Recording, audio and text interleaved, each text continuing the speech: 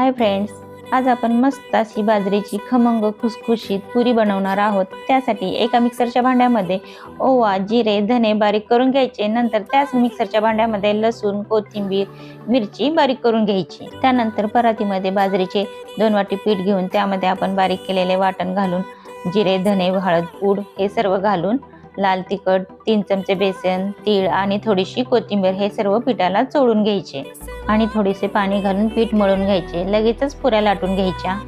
पिठाला थोडेसे तेल लावून चपातीच्या गोळा एवढा गोळा करून चपातीसारखा लाटून घ्यायचा। आपल्याला हव्या त्या साईजमध्ये पुऱ्या कट करून घ्यायच्या आणि गरम गरम तेल करून त्या तेलामध्ये पुरी फ्राय करून घ्यायची। दोन्ही बाजूंनी मस्त गोल्डन रंग येईपर्यंत पुरी तळून घ्यायच्या। अगदी 2 मिनिटांमध्ये खमंग खुसखुशीत बाजरीच्या पिठाच्या पुऱ्या तयार होतात। याचा डिटेल व्हिडिओ चॅनलवर केव्हाच अपलोड झालेला आहे। व्हिडिओ आवडला असेल तर व्हिडिओला लाईक करा आणि चॅनलला सबस्क्राईब करा।